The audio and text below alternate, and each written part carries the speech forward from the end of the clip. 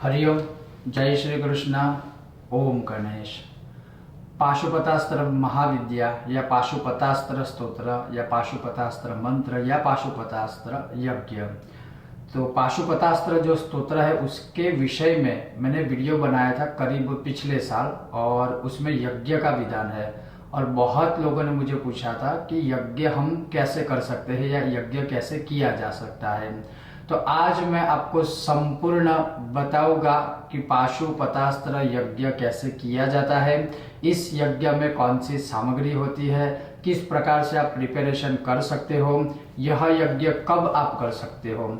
किंतु उससे पहले मैं आपको बता दूं कि अग्नि महापुराण के अध्याय नंबर 322 में भगवान शिव जी ने स्कंद को यह पाशुपतास्त्र विद्या बताई थी।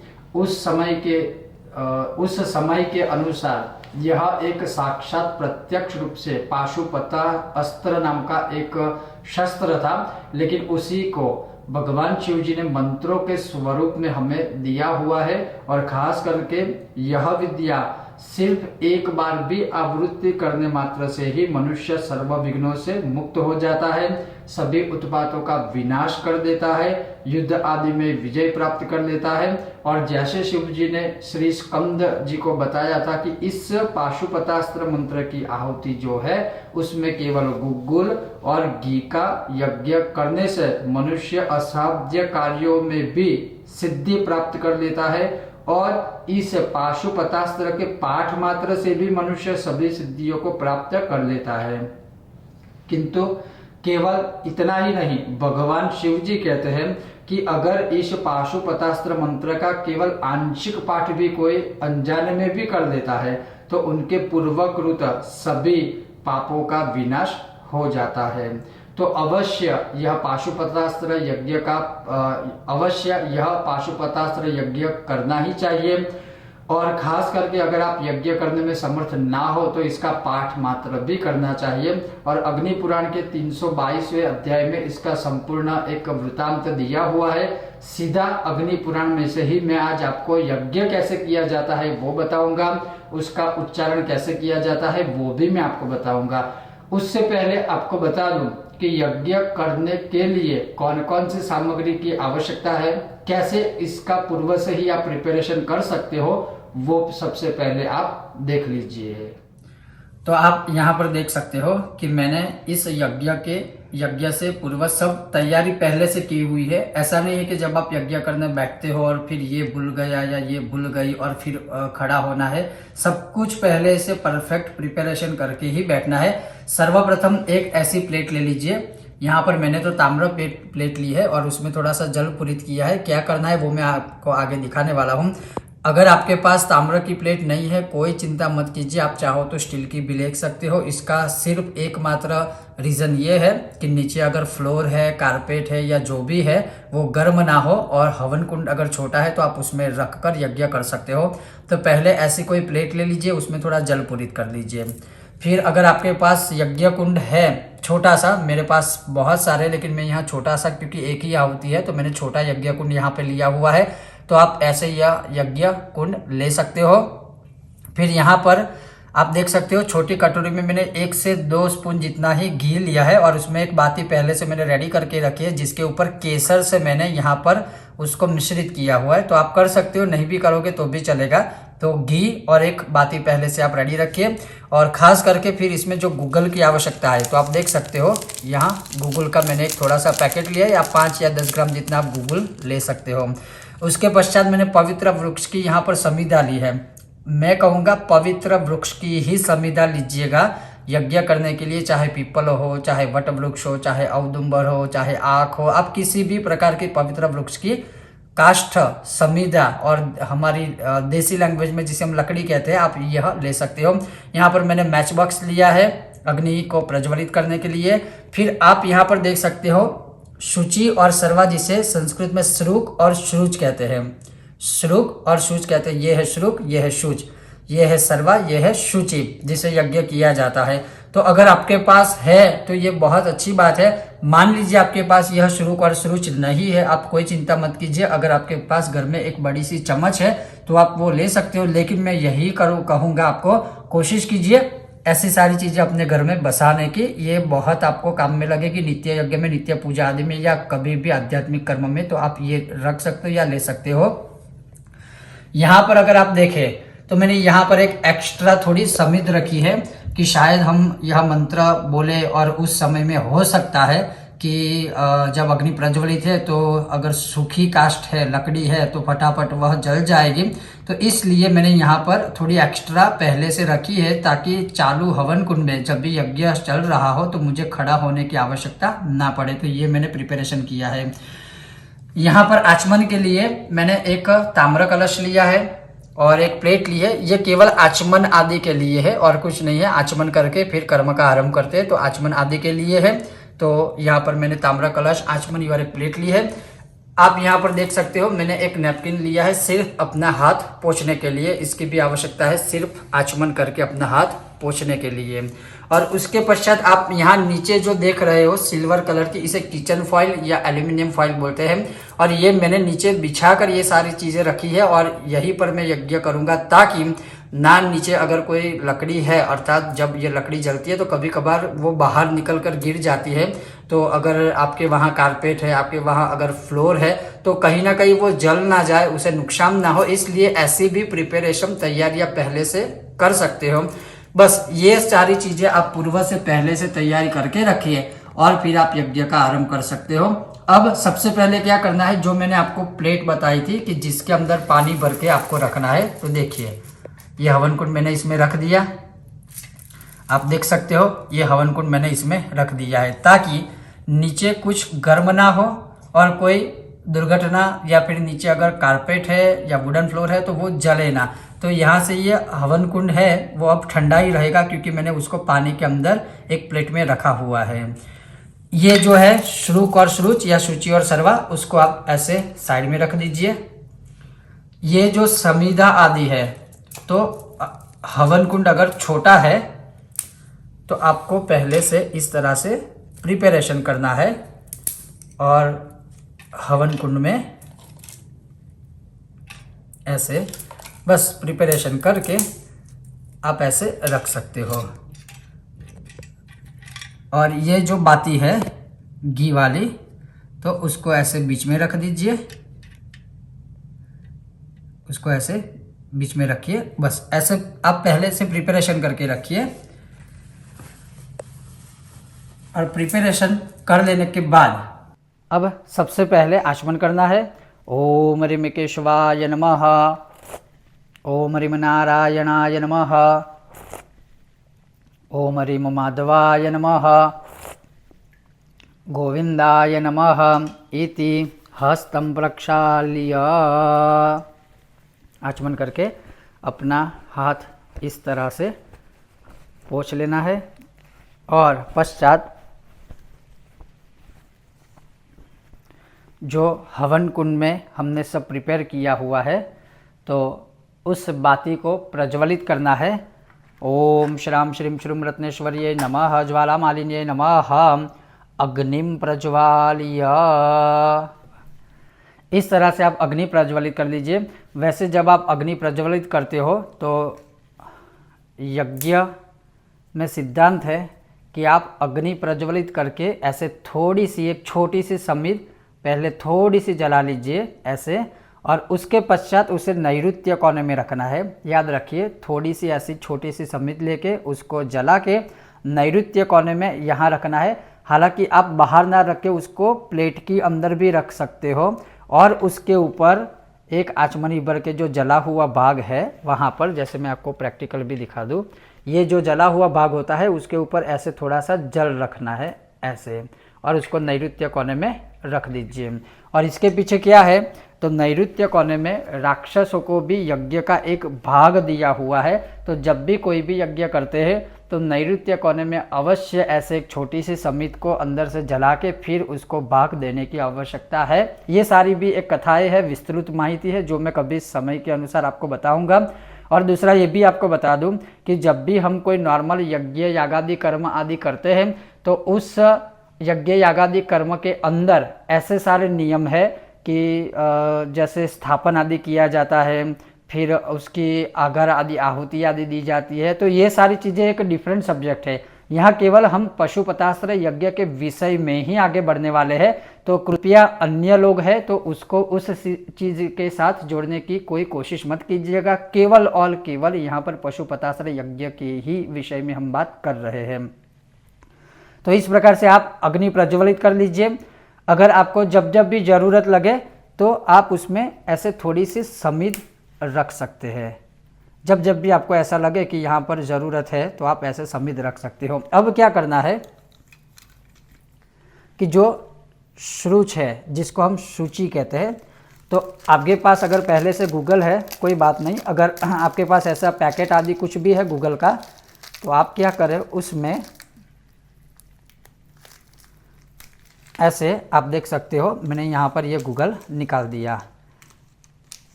थोड़ा भी लोगे चलेगा, मुख्य रूप से यही है कि घी और गूगल से ही आहुति देनी है। तो आप देख सकते हो मैंने गूगल लिया है और ये सूची से उसमें थोड़ा घी मिश्रित कर दिया है। तो यानी घी और गूगल यहाँ पर रेडी है। थोड़ा घी मैं यहाँ यज्ञ कुंड में भी डाल रहा हूँ ताकि ये जब तक हम पशुपतास्त्र का पाठ करें, आहुति का समय हो, तब तक निरंतर अग्नि नारायण यहाँ उपस्थित रहे, अर्थात वह प्रज्वलित रहे।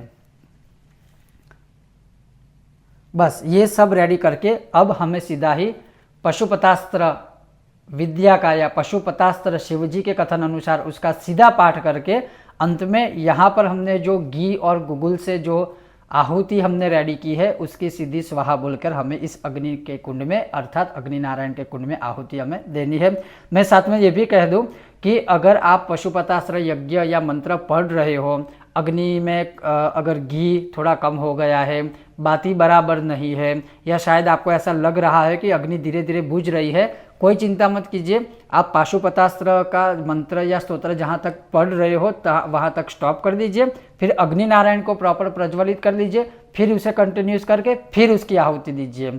तो आप डिस्टर्ब भी नहीं होगे। लेकिन मैं कहूँगा जैसे जिस प्रकार से मैंने जिस रीत से आपको बताया है, धीरे धीरे धीरे अग्नि नारायण प्रज्वलित होती रहेंगे, यहाँ पर वह उपस्थित रहेगी और उन्हीं की साक्षी में शिवजी के कथन अनुसार हम सीधा ही पाशुपतास्त्र स्तोत्र पढ़कर सीधे ही हम अंत में उनकी आहुति दे देंगे। तो ऐसा ही अब हम सीधा पशुपतास्त्र स्तोत्र पढ़कर इसका यज्ञ करना है। और पशुपतास्त्र स्तोत्र का पहले वीडियो मैंने बनाया हुआ है, अगर आप पहली बार हमारे इस चैनल पर नए हो तो आप वह पूरा वीडियो देखकर उसे समझकर, और उसका हमारी वेबसाइट पर हमने लिंक भी दिया हुआ है, तो वेबसाइट में जाकर उस पशुपतास्त्र स्तोत्र को देखकर आप भी यह यज्ञ कर सकते हो। यज्ञ कब करना चाहिए वह मैं इस आहुति देने के बाद, इस यज्ञ पूर्ण हो जाए, यह यज्ञ पूर्ण हो जाए उसके बाद मैं आपको बताऊंगा। तो अब शुरू करें। मैं एक बार फिर से, जैसे आप देख सकते हो कि यहाँ हमने चेक किया कि अग्नि नारायण की उपस्थिति प्रॉपर है या नहीं है, समिध बराबर ठीक रूप से जल रही है, प्रज्वलित हो रही है या नहीं हो रही है।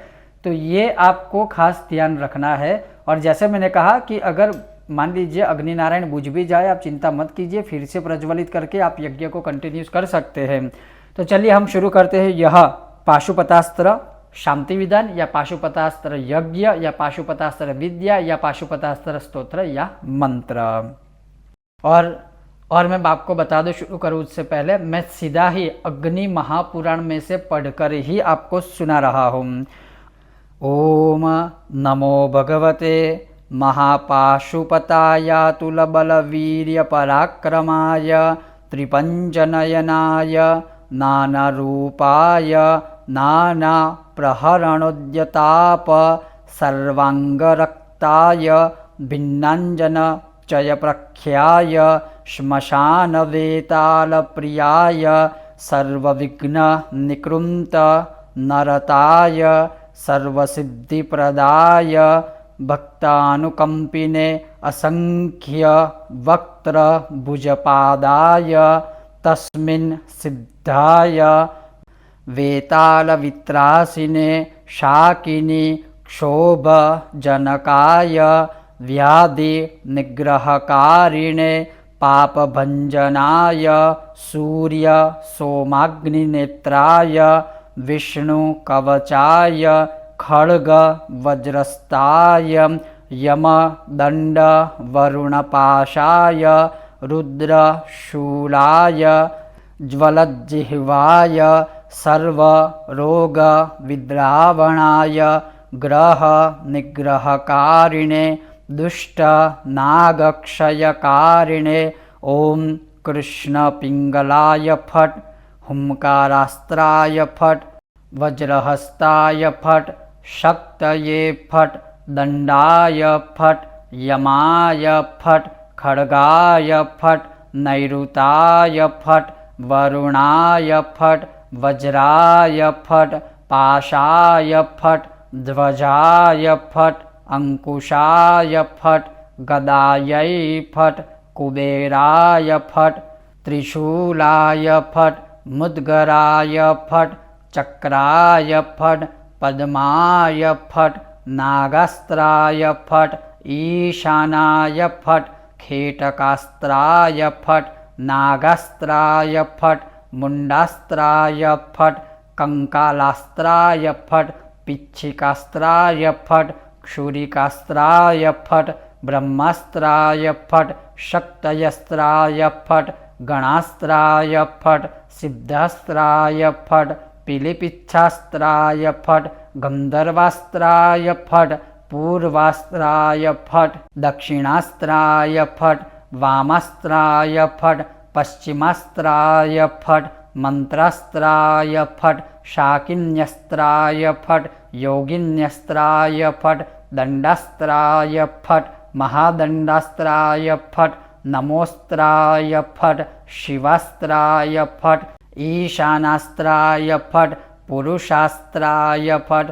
अघोरास्त्राय फट सद्योजातास्त्राय फट हृदयास्त्राय फट महास्त्राय फट गुरुडास्त्राय फट राक्षसास्त्राय फट दानवास्त्राय फट क्षौम नरसिंहास्त्राय फट त्वष्ट्रस्त्राय फट सर्वास्त्राय फट नः फट वः फट पः फट फः फट मः फट श्रीः फट पेः फट बुः फट बुवः फट स्वः फट मः फट जनः फट तपः फट सत्यं फट सर्वलोक फट सर्वपाताल फट सर्वतत्व फट सर्वप्राण फट सर्वनाडी फट सर्वतत्व फट सर्वप्राण फट ह्रीं फट श्रीं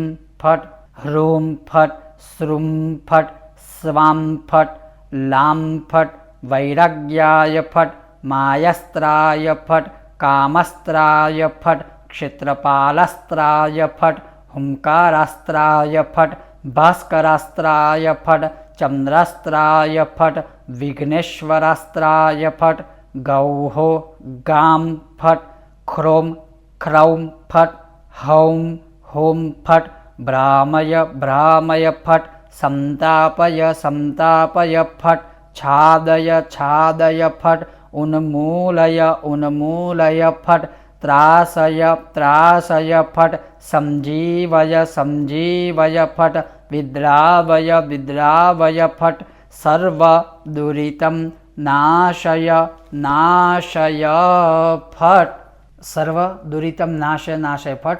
अंतिम जो यह मंत्र का भेद आया बस वही बोल के ऐसे यह जो आपने शुचि और घी गूगल जब उसमें डालकर पहले से रेडी किया था तो वह लेकर सर्व दुरितम नाशय नाशय जो आया वह बोल के तुरंत ही स्वाहा कहकर ऐसे अग्नि नारायण में वह आहुति दे दीजिए। स्वाहा। ओम नमः पार्वती पतये हर हर महादेव हर। श्री अग्नि नारायण भगवान की जय। बस इस प्रकार से आहुति दे दीजिए। बस यहाँ पर यह यज्ञ पूर्ण हो गया। अब आपको ये भी प्रश्न होगा कि यह यज्ञ पूर्ण हो जाने के बाद क्या करना चाहिए। तो जो आपने आहुति दी है उसको उसी तरह से फिलहाल रखिए। उसमें आपने जो समिधा आदि डाली हुई है उसको पूर्ण तरह से उसको भस्म हो जाने दीजिए, भस्मित हो जाने दीजिए, उसकी पूर्ण भस्म हो जाने दीजिए। अर्थात ये जो उसमें काष्ठ डाले हुए हैं, समिध डाले हुए, या हमारी देसी भाषा में लकड़ियाँ जो डाली हुई है गुग्गुल घी के साथ, उसको पूरा जल जाने दीजिए। फिर वह भस्म रूप में, उसका जो रूप है वह भस्म रूप में परिवर्तित हो जाएगा, अर्थात इसकी भस्म हो जाएगी, राख हो जाएगी।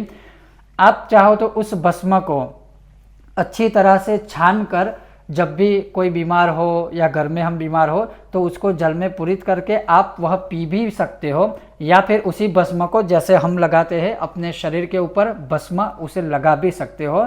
बहुत सारा इससे लाभ मिलेगा।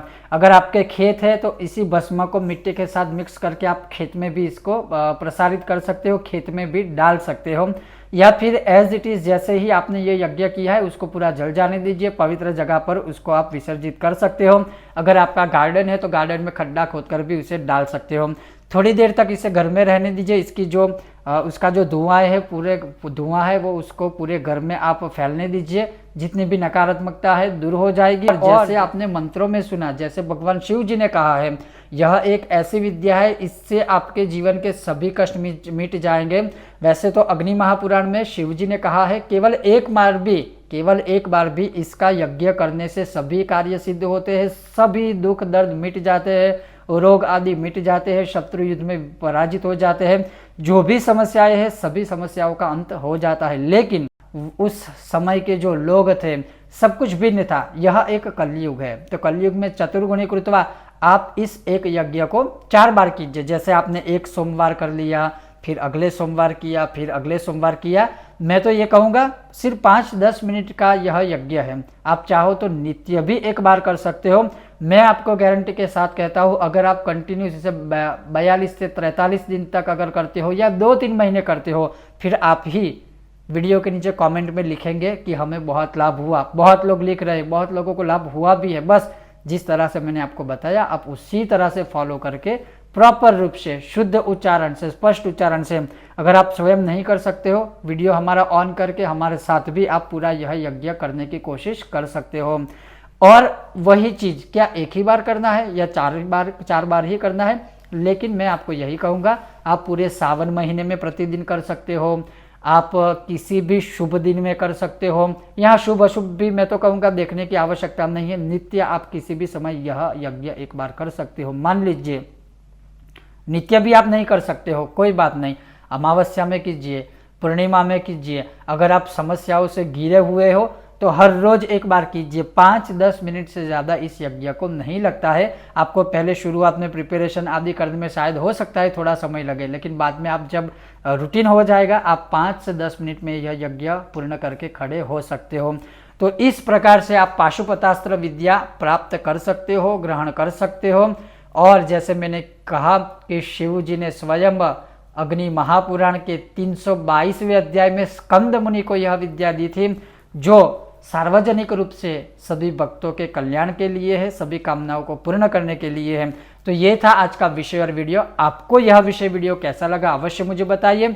इसी विषय से जुड़ा अगर कोई प्रश्न है जहां आपको कुछ समझ में ना आया हो, आपके मन में कोई संदेह है, कन्फ्यूजन है, इसे वीडियो के नीचे कमेंट बॉक्स के माध्यम से अवश्य हमें पूछिएगा। हम लाइव सेशन में आपको उसका उत्तर देने की कोशिश करेंगे या कमेंट में ही उत्तर देने की कोशिश करेंगे। आप सबका बहुत बहुत धन्यवाद। जय श्री कृष्ण, जय महादेव और सभी को ओम गणेश।